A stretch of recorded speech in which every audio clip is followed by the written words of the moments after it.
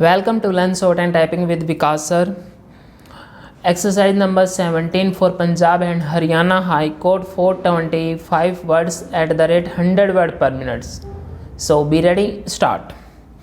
Thereafter, on 14th February 1964, the petitioner presented an application before the tribunal stating inter alia that after having reached the finding that the affidavit accompanying the election petition was not sworn before the prescribed authority and was thus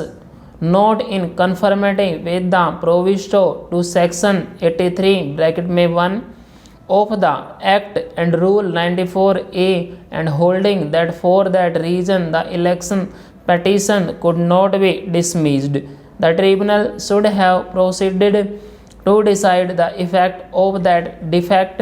in the affidavit on the allegation of corrupt practices made in the election petition, that the seemed part of issue number 20 specifically referred to the effect on the election petition of the various alleged acts of corrupt practices mentioned in the election petition not being duly supported by an affidavit as required by section 83 bracket में 1 of the act, and further that the tribunal and also not decided the petitioner's objection that the affidavit accompanying the election petition not having been properly stamped as required by the Indian Stamp Act 1899.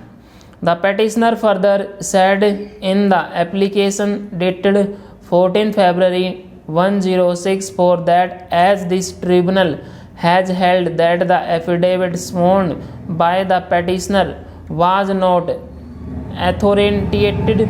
by a competent authority, the effect would be that the allegations of corrupt practices would not be substantiated by the proper affidavit. In that case, the allegations of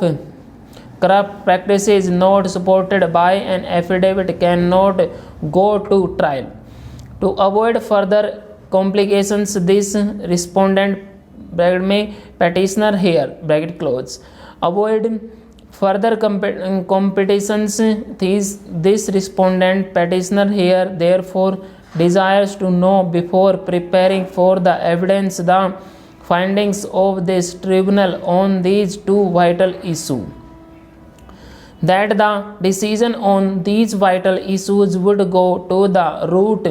of the case. In case those are decided in favor of this respondent, then he may not be required to adduce voluminous evidence. If those are decided against this respondent, then he will know the actual position which he has to meet. There will not be any necessity of prolonged arguments on these 2 points, as the parties have already made their submissions. The aforesaid application ended with the prayer that the tribunal should record findings on the 2 points mentioned in this application at an early date to enable this respondent to take appropriate steps for conduct for the case.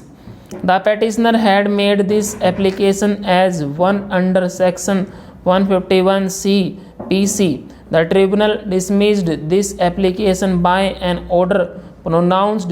on 24th February 1964, expressing the view that all those objections which the petitioner had raised with regard to the validity of the affidavit had been decided. Full stop.